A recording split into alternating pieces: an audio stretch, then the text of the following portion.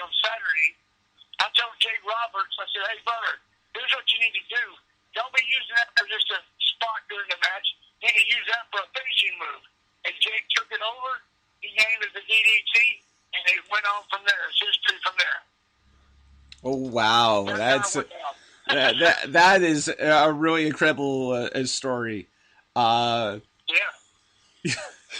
I guess to follow up on this, let's talk a little bit about the late Rowdy Roddy Piper.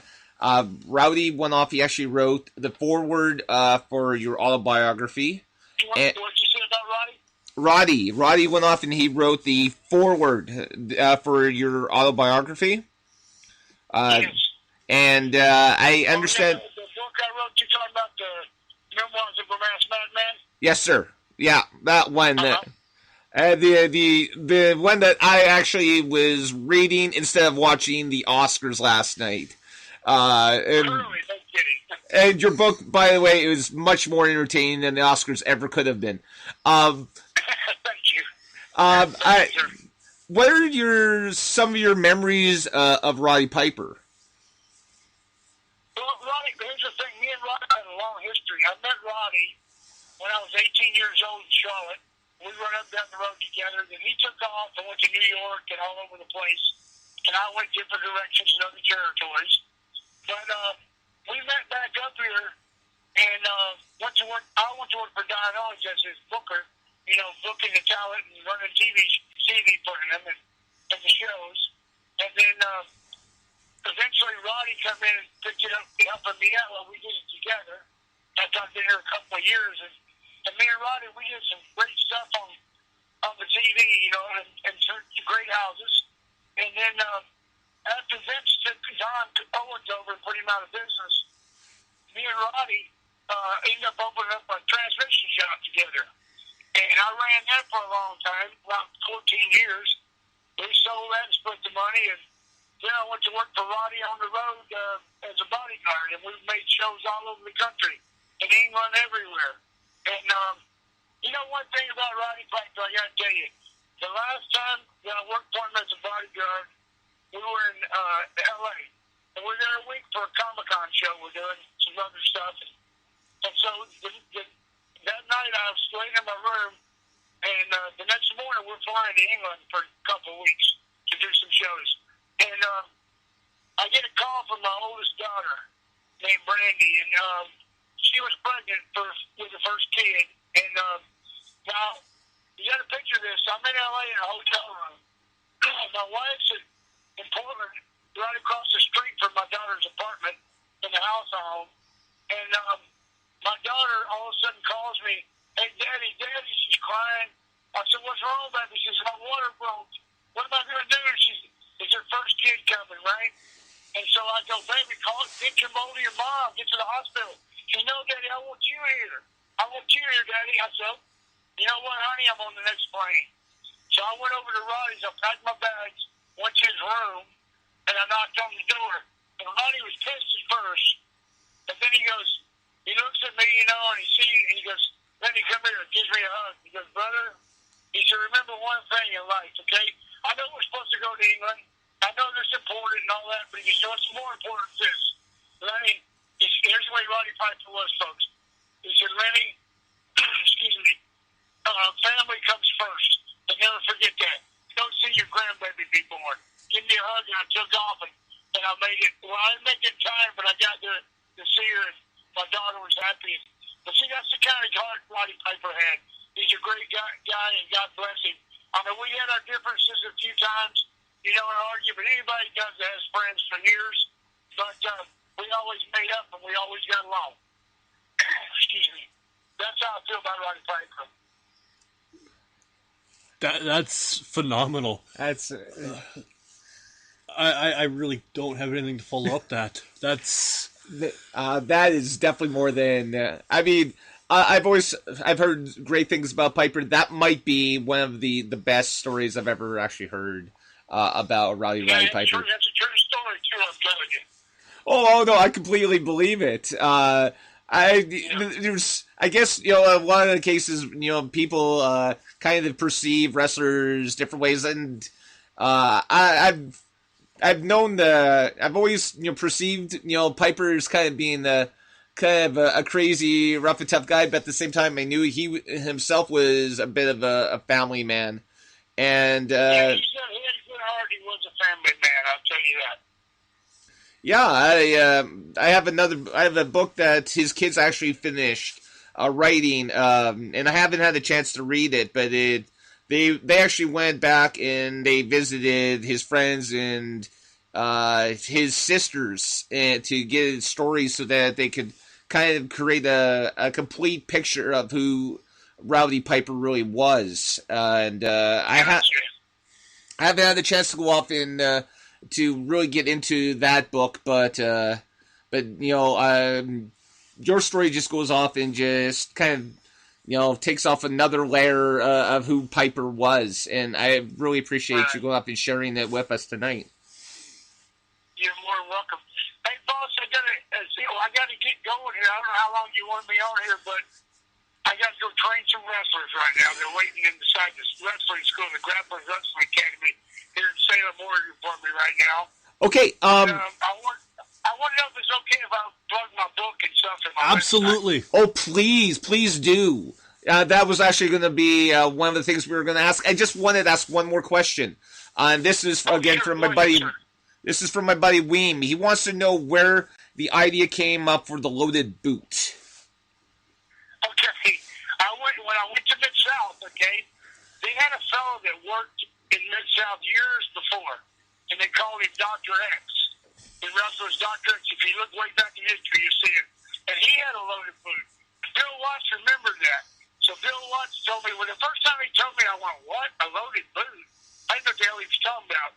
But then once he explained it with the mask and all, and I did it, what it was is a takeoff from Dr. X, because those people, years, the older fans had remembered him, but when I come out with did that loaded boot, it got over big time.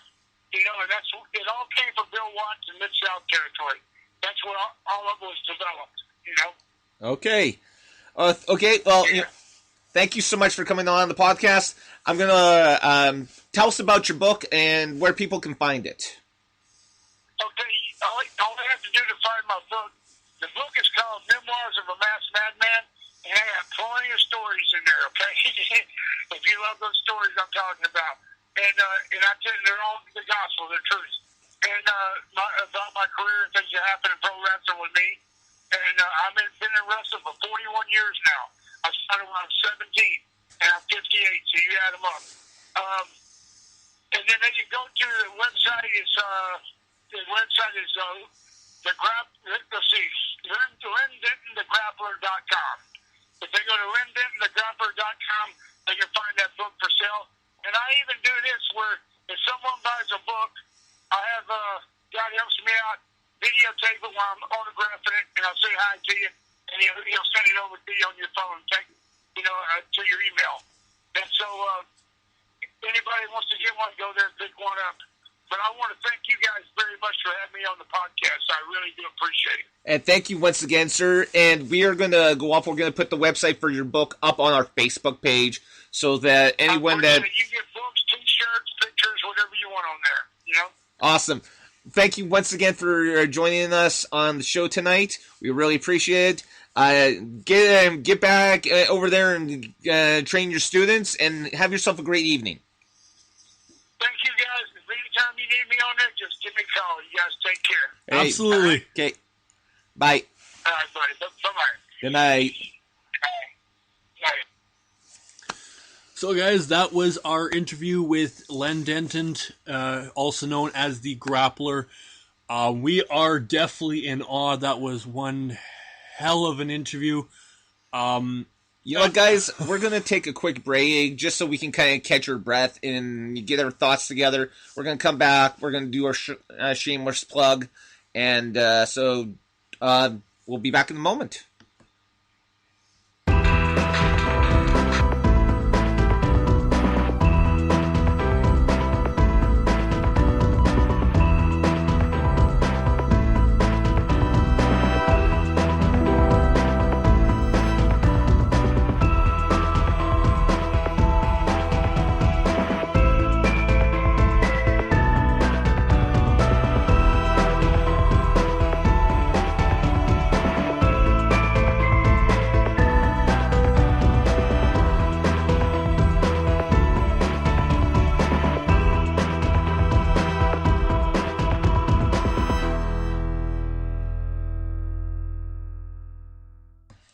Hey guys, welcome back to the Captain Fizz and Mask Guy show. As I was saying before we took a quick break, that was one hell of an interview. I'm absolutely amazed and in awe on everything that Len Denton said, especially the story about Roddy Piper.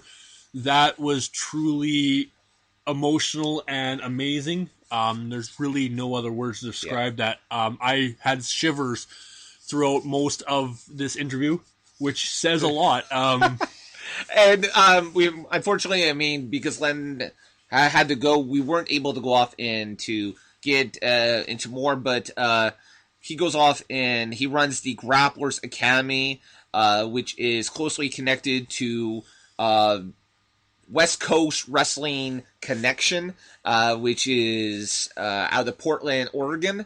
You can go and you can find them on YouTube. I encourage you. That's how I really got to really get to know the Grappler. Currently, he's actually handed he's the mantle of the Grappler down to the current champion down in that company, who the Grappler 3, or because he's a complete heel, he's calling himself the real Grappler at this point. And again, we are going to go off and we're going to post a link to Len's website, so you can go check out his book and check out his merchandise. That will be on our Facebook page after this podcast airs on our Facebook page. And so, yeah, that's kind of... I mean, I don't know, for me, I just loved it. I love the fact that he went off and he had something to do with one of the most iconic moves of all time, the DDT.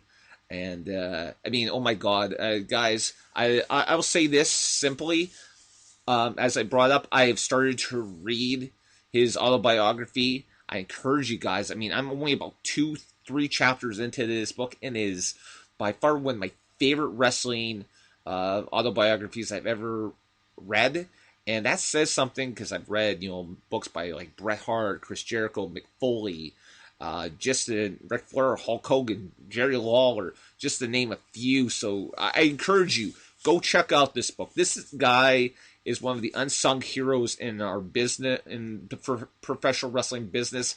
This guy never, made it into WWE, which was a shame, or world class or world championship wrestling, which is why a lot of people don't realize who he is and why he never became as big a star as this man truly deserved to be. But I mean, he was pretty much everywhere else. Well, he is a star in our eyes right now. Absolutely.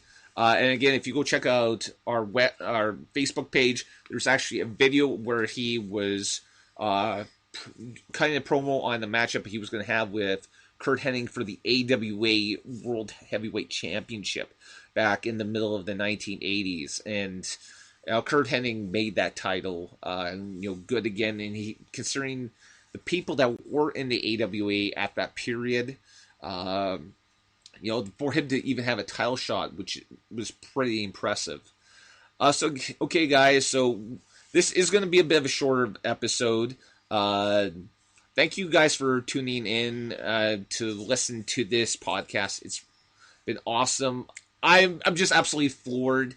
I want to give you guys sort of a backstory as to how we were able to get him to come on the show. A couple weeks ago, we attended the Legends of Wrestling convention that was here in Winnipeg.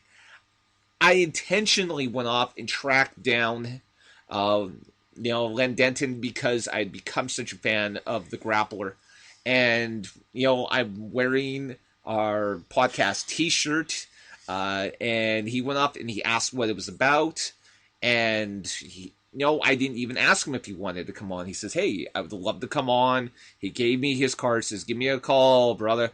And that's where it kind of started. And so we kind of went off and chit-chatted back and